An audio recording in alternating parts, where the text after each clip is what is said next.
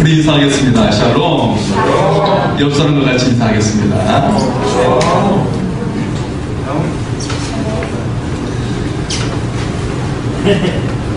네, 이번에 눈이 와서 큰 위험을 맞이하는 분도 계시고 다친 분도 계시고 그런 것을 볼 수가 있죠. 우리나라뿐만 아니라 그쪽 이태리에서도 눈 사태가 나서 호텔이 무너져가지고 30명이 실종됐다가 10명이 그 가운데 눈 속에서 구출하는 그런 내용이 뉴스에 나오기도 했습니다.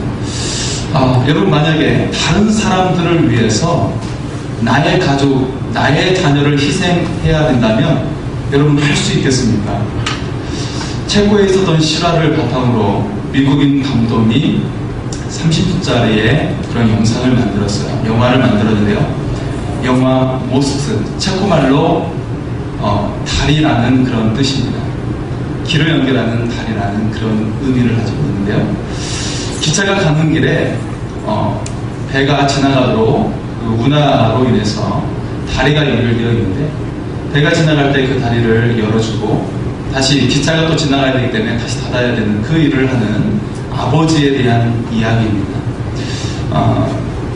이 아버지의 슬픈 이야기를 영상을 통해서 우리 잠깐 보도록 하겠습니다.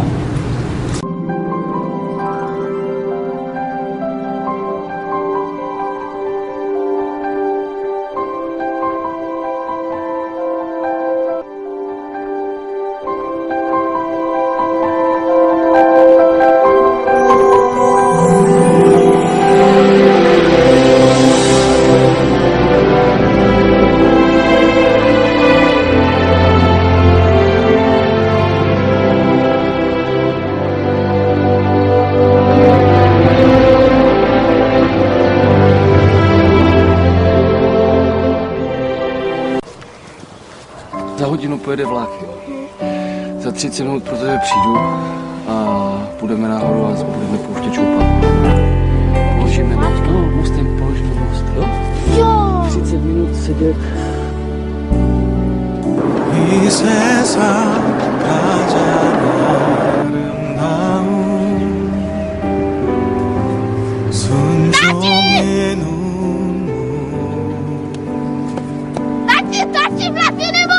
온 세상 다시 빛나게 한 생명의 눈물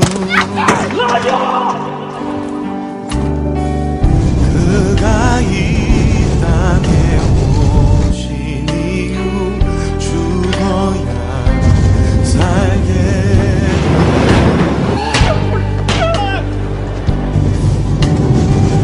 져야만 승리하는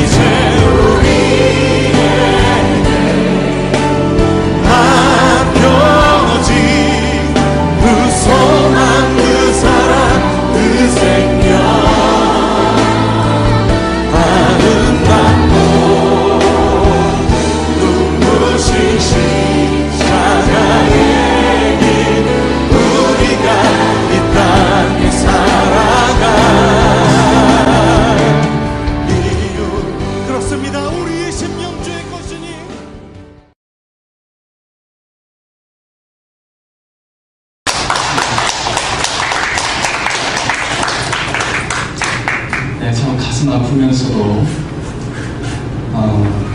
우리에게 많은 여운을 남기는 그런 영상입니다. 하나님께서는 바로 우리 한 사람 한 사람을 살리시기 위해서 자신의 독생자 아들 예수 그리스도를 희생시키셨습니다.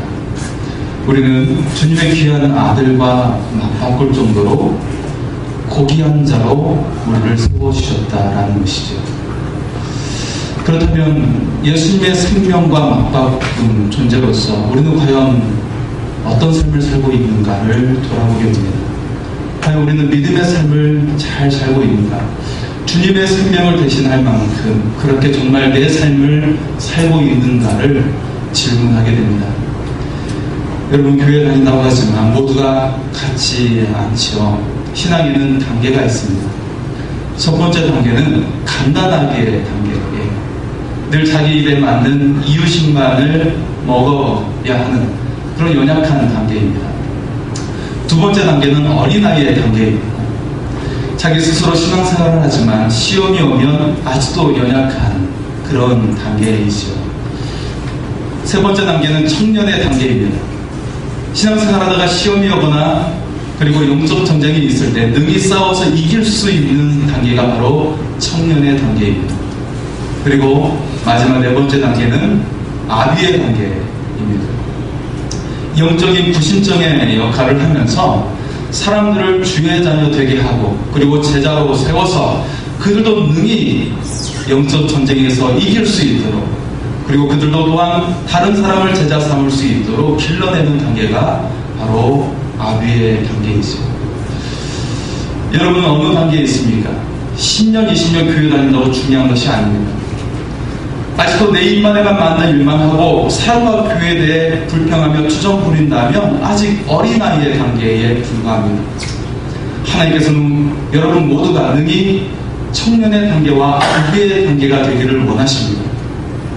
영적 전쟁에서 승리하고 또 다른 주의 자녀를 섬고 그리고 이처럼 하나님의 사역에 동참하는 그런 일을 하나님께서는 우리에게 하기를 원하십니다. 목회자는 아비의 단계에 있는 사람이죠. 아브라함의 영성을 가진 사람입니다. 목회자는 성도의 영적 부모라고 그렇게 일컬음을 받는 것이죠. 저는 여러분을 영적 자녀로 생각하면서 그렇게 말씀과 그리고 기도로서 섬기고자 하는 것입니다. 그렇지 않다면 여러분은 세상의 무게에 눌려서 자기 영혼 하나 지키는 것도 버거우며 그렇게 살아가게 될 것입니다.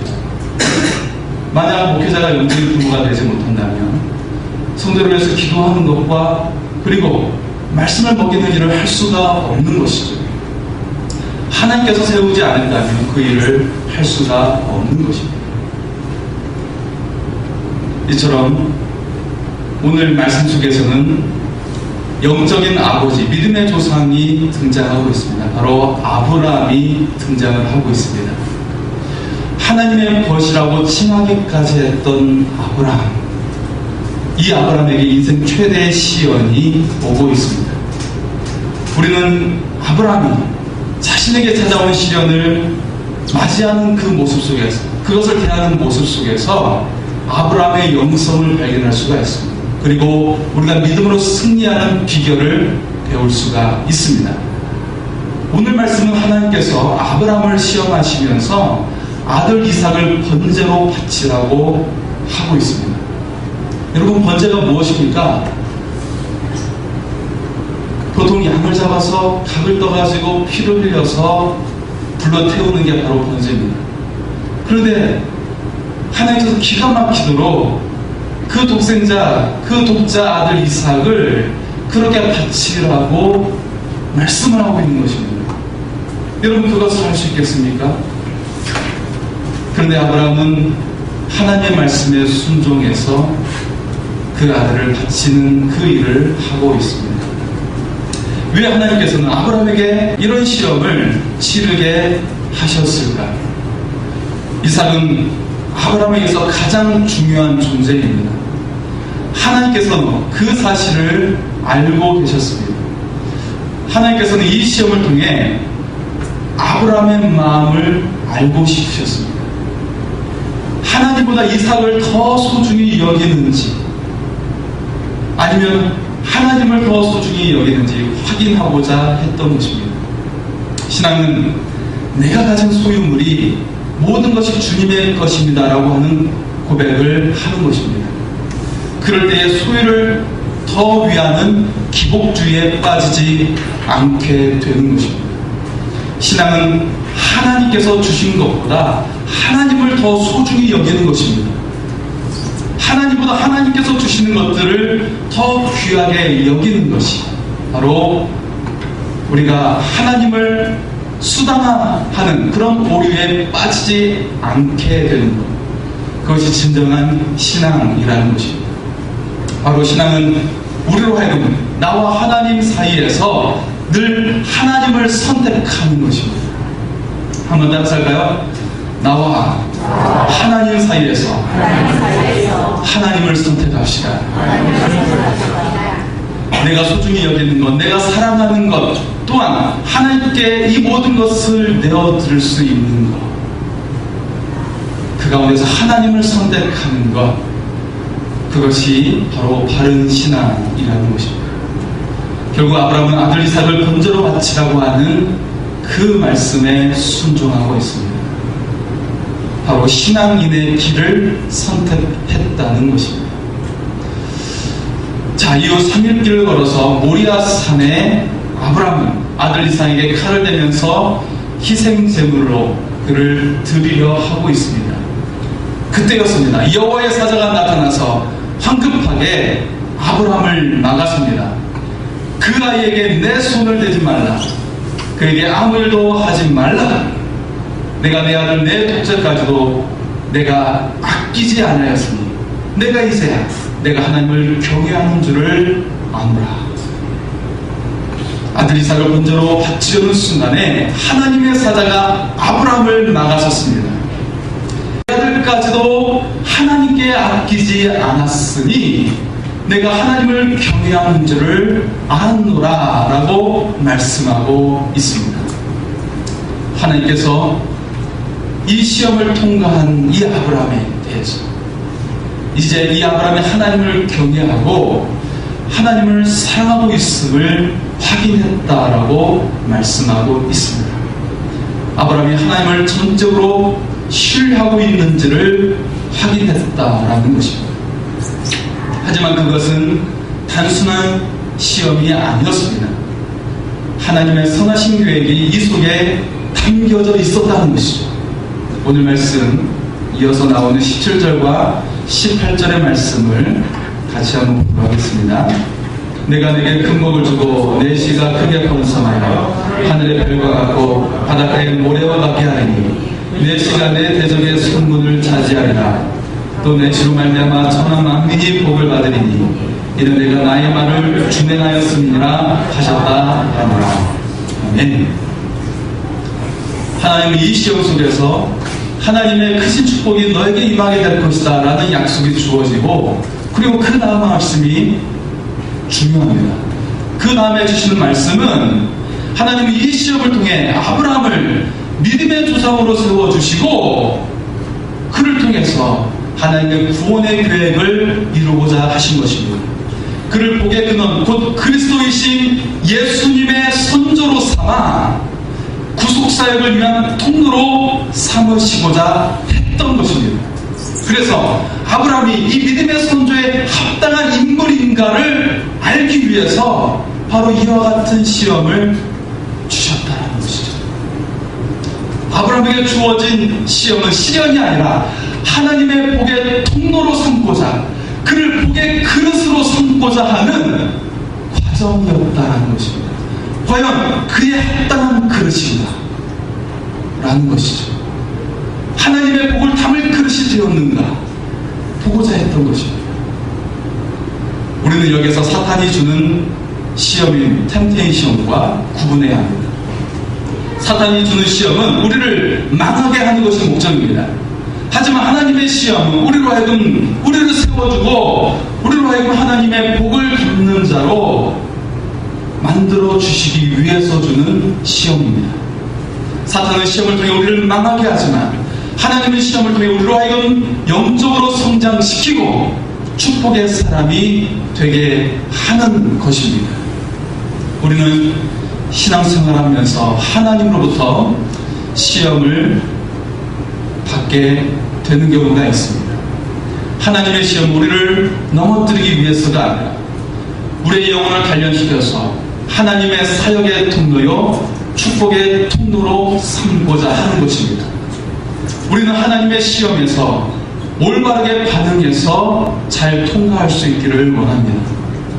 아브라함의 시험을 잘 통과하여 축복의 사람이 된 비결에는 가장 큰 비결이 있는데, 그것은 바로 하나님의 말씀을 제대로 묵상했다는 것입니다. 제대로 된 묵상이 바로 아브라함으로 하여금 하나님의 축복을 듣는 축복의 사람이 되게 했다라는 것입니다.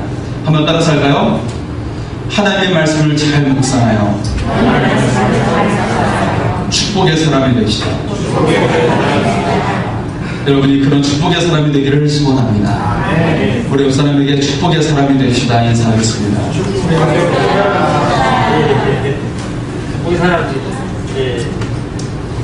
자, 아브라함 하나님의 말씀을 잘 묵상해서 축복의 사람이 되었어요. 그 가운데 우리가 첫 번째로 기억해야 되는 것은, 아브라함은 바로 묵상을 통해서 하나님이 어떤 분인지 확실히 알았다라는 것입니다. 여러분, 행복한 인생의 비결은 내 삶을 누려서 얻어지는 것이 아니라 나를 이 세상에 보내신 하나님을 제대로 알 때 주어지는 것입니다. 하나님이 어떤 분인지 알 때 여러분의 삶이 행복하게 되는 것입니다. 한번 보십시오. 첫째로 아브라함은 하나님께서 인간을 제물로 취하지 않는 분임을 알았다라는 것이에요. 이것이 바로 아브라함의 시험을 이겨낸 비결이 되었습니다. 아브라함이 믿었던 야훼 하나님은 인간을 제물로 취하지 않는 분이십니다. 그 지역에 가나안에 몰렉을 섬겼던 이들은 그들에게 자기 자녀를 불 가운데 지나게 해서 자녀를 인신제물로 드렸어요. 하지만 야훼 하나님, 여호와 하나님은 인신제물을 반대하시는, 그것을 그 신들을 대결하신 하나님이셨습니다. 이처럼 아브라함은 하나님에 대한 정확한 이해를 가지고 있었기 때문에 하나님의 말씀에 순종할 수 있었던 것입니다.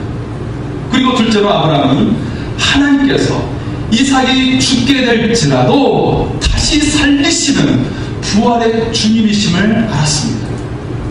히브리서 11장에 많은 믿음의 선조에 대해서 기록하고 있는 이 말씀 속에 17절에서 19절의 말씀은 아브라함에 대해서 기록을 하고 있습니다. 아브라함은 시험을 받을 때에 믿음으로 이삭을 드렸으니 그는 약속들을 받은 자로되 그 외아들을 드렸느니라.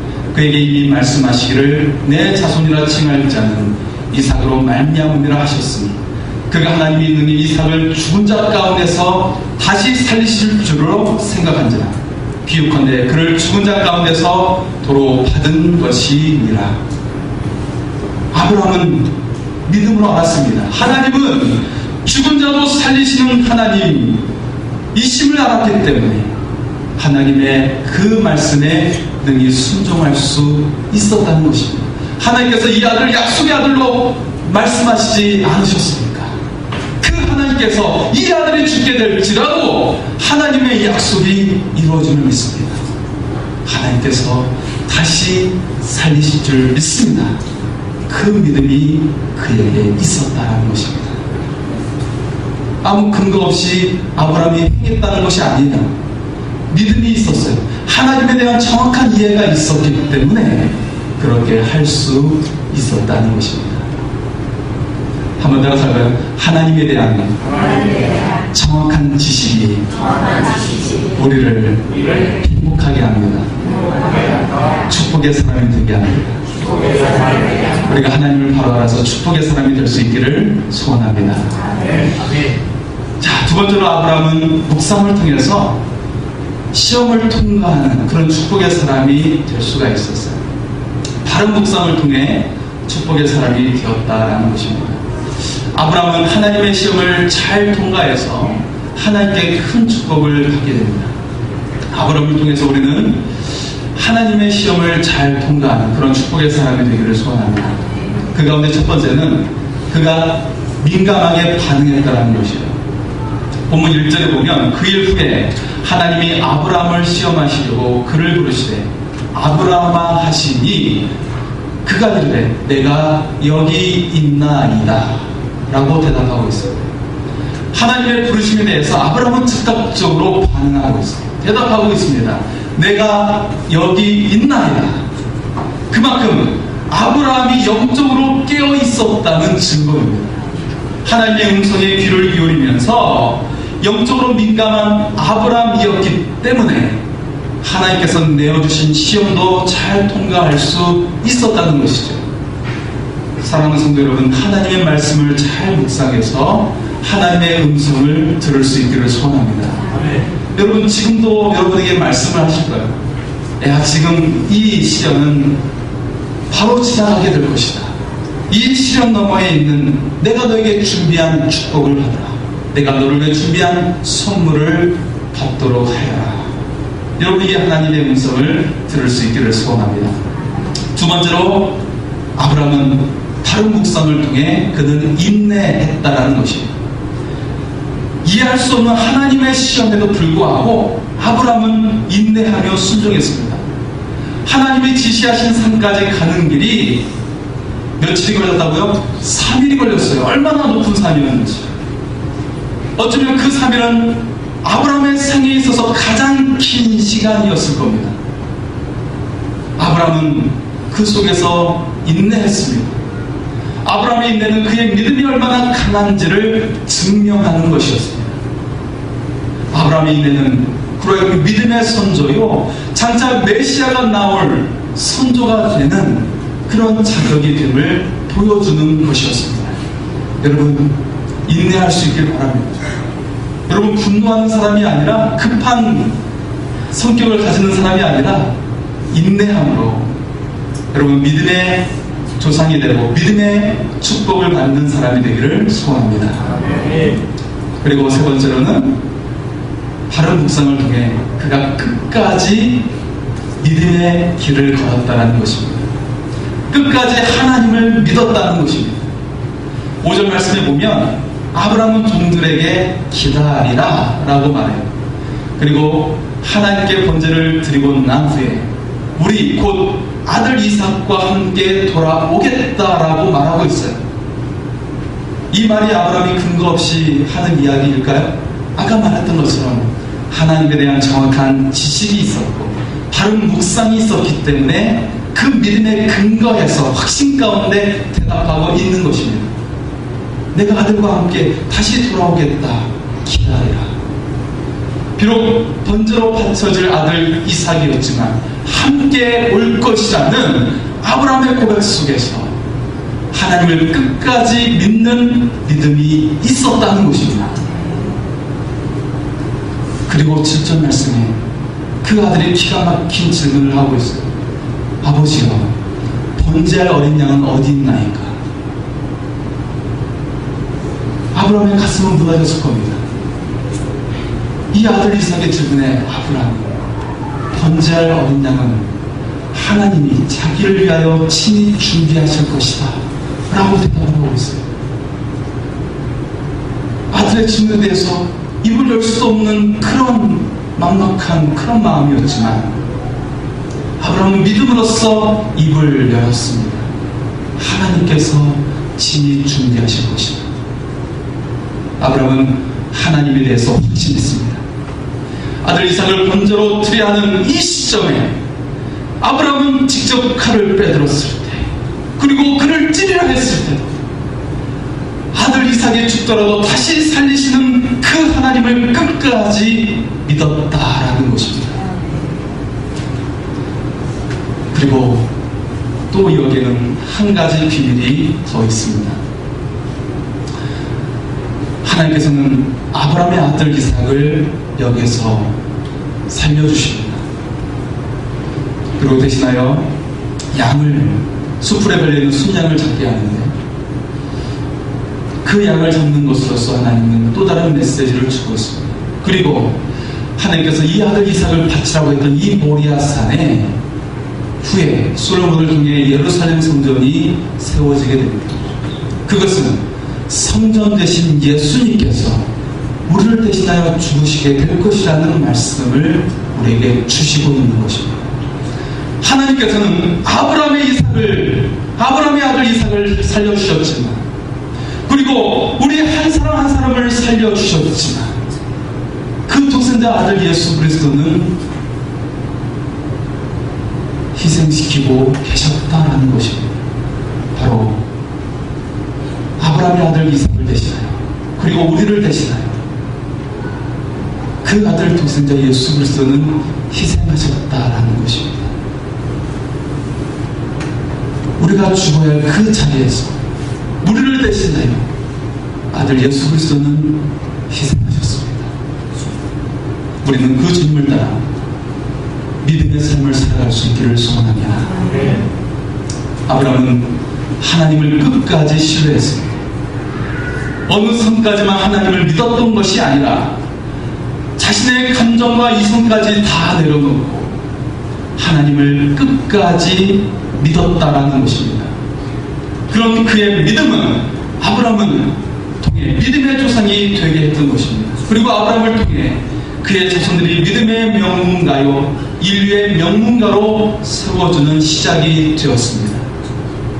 우리는 인생의 시련 속에서 믿음으로 올바르게 반응할 때 시련을 축복으로 바꿀 수가 있습니다. 우리 현실의 삶 가운데 믿음의 사람이 중요한 것은 내가 어떻게 반응하느냐에 달려 있습니다. 여러분, 지금 나의 삶 앞에 주어진 현실을 어떻게 반응하겠습니까? 이것을 반응할 때 올바르게 반응하는 것이 바로 믿음의 사람이라고 보여주는 증거가 되는 것입니다.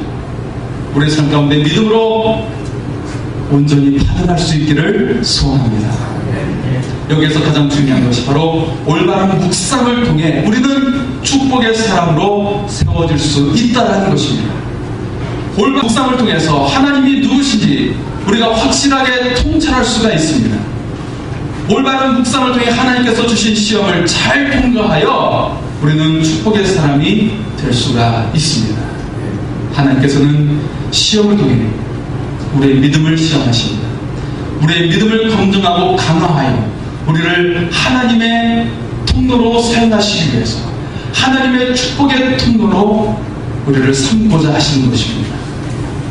오늘도 이 사실을 기억하며 영적으로 깨어 하나님의 말씀에 민감하게 반응할 수 있기를 소원합니다. 여러분의 자녀들이 형통하고 축복받기를 원하십니까? 그렇다면 먼저 부모가 축복의 통로가 될 수 있기를 소원합니다.